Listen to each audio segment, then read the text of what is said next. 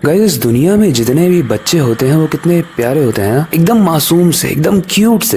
लेकिन जैसे जैसे वो बड़े होते हैं वो शैतान बनते जाते हैं। लेकिन आई प्रॉमिस, आज मैं आपको जिस बच्चे की कहानी सुनाने जा रहा हूँ वो बच्चा शैतानी आत्मा का एक परफेक्ट एग्जाम्पल है। और आज की कहानी बाकी कहानियों से काफी डिफरेंट होने वाली है, क्योंकि ये डरावनी तो है लेकिन इसमें कोई भूत नहीं है, बल्कि एक बच्चा है जो डार्क वेब जैसी वेबसाइट से इंस्पायर होकर कुछ ऐसी दर्दनाक और डरावनी हरकतें करता है जिसकी कहानी सुनने के बाद आपकी रूह कांप जाएगी और शायद आप हर बच्चे को प्यार की नज़र से नहीं, एक डर की नज़र से देखने लगो। ट्रस्ट मी, आज की कहानी के अगर अंत तक आप बने रहते हो तो आपको डरावनी कहानियों का एक नया डायमेंशन ओपन होता हुआ दिखेगा, क्योंकि कहानी में काफ़ी ऐसी चीज़ें हैं, ऐसे ट्विस्ट हैं, ऐसे टर्न्स हैं जो आपने कभी नहीं सुना होगा। लेकिन कहानी है एक छोटे बच्चे की, लेकिन वो इतना भी छोटा नहीं है। उसकी एज है 14 साल और उसका नाम है अंशु। अंशु बहुत ही सीधा साधा लड़का था। उसके घर में वो सबसे स्मार्ट बच्चा भी था और मार्क्स भी उसके बहुत अच्छे आते थे, लेकिन अपने आप में गुम रहने की वजह से उसके दोस्त एक भी नहीं थे। अपने दिन को स्कूल और ट्यूशन से खत्म करने के बाद रात में वो एक दूसरी चीज की शुरुआत करता था, एक ऐसी डरावनी चीज जिसके बारे में ज्यादा लोगों को खबर नहीं थी। और एक दिन की बात है, संडे का दिन था और अंशु सो रहा था। उसकी माँ उसके कमरे में आती है उसको नाश्ते के लिए इन्वाइट करने के लिए, लेकिन जब वो अंदर आती है तो वो देखती है कि उसके कंप्यूटर में एक वॉलपेपर लगा हुआ है और उस वॉलपेपर पे लिखा हुआ है डार्क वेब। अब अंशु की मम्मी को अगर पता होता कि ये क्या चीज़ है तो शायद वो समझ जाती कि उनका बेटा किस डायरेक्शन में जा रहा है, लेकिन उसकी मम्मी को पता ही नहीं था, इसीलिए वो इस चीज़ को इग्नोर करती हैं। अंशु को एक कस की आवाज़ देती हैं कि बेटा नीचे आ जाओ, खाना खाना है, और वहाँ से चली जाती हैं। उस आवाज़ को सुनकर अंशु उठता है, अपने कंप्यूटर के पास जाता है और गलती से शट डाउन करने से पहले उसका हाथ उसके माउस पर क्लिक हो जाता है। माउस पर क्लिक होने की वजह से उसके कंप्यूटर से वॉलपेपर हटता है और अंदर जो चल रहा था वो दिखता है। एंड गाइस, मैं आपको बता दूं कि उस कंप्यूटर के अंदर एक वीडियो क्लिप चल रही थी जिसमें एक इंसान को टॉर्चर कर कर के मौत के घाट उतारा जा रहा था। मतलब इतनी डरावनी और डिस्कस्टिंग चीज इतना छोटे उम्र में वो लड़का देख रहा था। और अगर आप सोच रहे हो कि इस चीज का उसके ऊपर क्या प्रभाव पड़ रहा है तो ट्विस्ट आने वाला है कहानी में। वेट। 12 अक्टूबर की एक खूबसूरत सी रात थी। दशहरा का मेला लगा हुआ था, हर तरफ एकदम चमचमाता हुआ माहौल था और सब लोग हंसी मजाक कर रहे थे, सब लोग खुश थे। लेकिन अंशु का चेहरा एकदम खामोश था। खामोश क्योंकि वो कुछ करने वाला था। उस दिन अंशु अपने कमरे में जाता है, अपने दरवाजे को बंद करता है और अपनी डायरी को खोलता है। उस डायरी में दरअसल अंशु ने बहुत सारे प्लान्स लिखे हुए थे।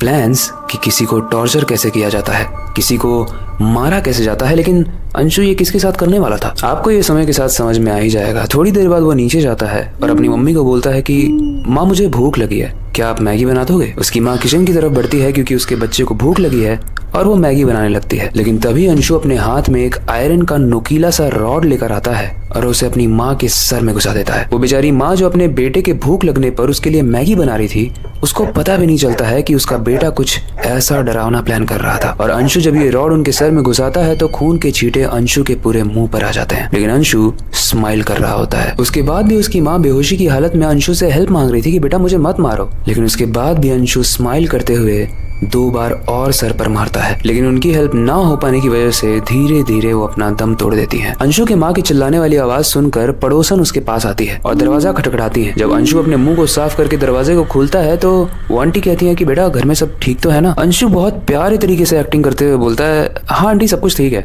मम्मी बस मेरे लिए मैगी बना रही है। तो उनके पैर पे गर्म पानी गिर गया था तो वही चिल्ला रही थी, आप परेशान मत होइए, आप चले जाइए। लेकिन उस आंटी को क्या पता था कि इसी घर में एक लाश है जो अपने ही खून में तैर रही है। गाइस, अंशु के पिताजी के लौटने का टाइम हो गया था ऑफिस से और अंशु सोचता है कि मेरे नेक्स्ट प्लान को अगर एग्जीक्यूट करना है तो पहले इस लाश को ठिकाने लगाना होगा। अपनी माँ के लाश को ठिकाने लगाते हुए उसके हाथ पूरे तरीके से खून से लाल हो जाते हैं, लेकिन उस खून को देखते हुए वो मुस्कुराता है और बोलता है कि माँ तो गई, अब पिताजी की बारी। लाश को ठिकाने लगाने के बाद जब उसके पिताजी घर में आते हैं तो शुरू में तो अंशु बहुत ही नॉर्मल सा बिहेव करता है, जैसे कुछ हुआ ही नहीं है। लेकिन जैसे उसके पिता अपने ऑफिस वाला बैग उतार ही रहे होते हैं, अंशु अपने पॉकेट से छुरा निकालता है और पेट में घोप देता है। उसके पिता के पेट में चाकू लगा हुआ है और वो तेज से चिल्ला रहे हैं, अंशु तू ये क्या कर रहा है, तू पागल हो गया है। लेकिन जब उसके पिता चिल्ला रहे थे तो अंशु एक और बड़ा चाकू लेकर आता है और उनकी छाती पर घुसा देता है। वो इतना बड़ा चाकू था कि उससे इंस्टेंटली उसके पिताजी के दिल की धड़कन रुक जाती है और वो उसी क्षण मर जाते हैं। गाइस, सीन अब ये है कि अंशु के घर के ड्राइंग रूम में अब 2 लाशें हैं,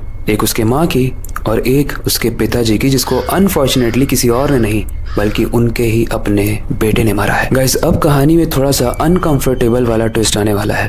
इसलिए मैंने वार्निंग दे दी। अब आगे बढ़ता हूँ। गाइस, अंशु की एक 9 साल की छोटी सी बहन भी थी जो बहुत ही प्यारी थी। उसने ये सब देख लिया और देखते ही अपना दरवाजा बंद किया। वो बच्ची काफी डर गई थी कि भैया कहीं मेरे साथ भी ऐसा ना करे, और जैसे ही उसने दरवाजा बंद किया अंशु को ये पता चल गया। अंशु जाकर उसके दरवाजे पर जोर जोर से चिल्लाने लगा, बोला कि दरवाजा खोल वरना मैं तुझे मार दूंगा। वो बच्ची बहुत डरी हुई थी इसलिए दरवाजा नहीं खोल रही थी और रोते हुए बोल रही थी कि भैया प्लीज मुझे छोड़ दो। लेकिन एट द एंड अंशु एक हथौड़ा लेकर आता है और ताले को तोड़कर अंदर घुस जाता है। उसके बाद गाइस जो हुआ वो काफी डिस्कस्टिंग था। दरअसल हमारा अंशु डार्क वेब के एक रेड रूम वाले कॉन्सेप्ट से बड़ा ही इंस्पायर्ड था।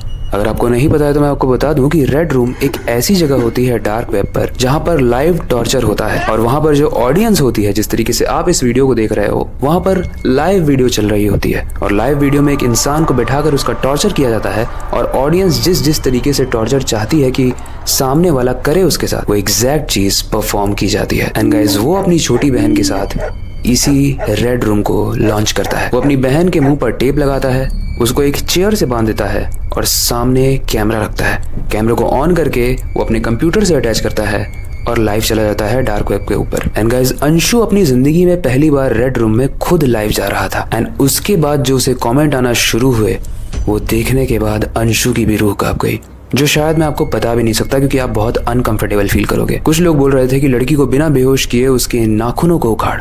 कुछ लोग बोल रहे थे कि उसके लिप्स को काट दे ताकि उसके पूरे दांत दिखने लगे। कुछ लोग बोल रहे थे कि उसकी आंखें निकाल कर सामने एसिड रख और उसमें डाल, और इससे भी ज्यादा जिस हद तक आप सोच सकते हो वो सब कुछ बोला जा रहा था। लेकिन इन सारी चीजों को देखने के बाद अंशु को न जाने कैसे ये रियलाइज हो गया कि वो तो बहुत ही दर्दनाक चीज कर रहा है अपनी बहन के साथ। किसी तरीके से उसका दिमाग ठिकाने आ गया और वो बहुत रोने लगा, क्योंकि 14 साल को अंग्रेजी में हम 14 बोलते हैं और उसके आगे जो टीन लगा है उसका यही मतलब है कि ये टीनेज वाला एज होता है।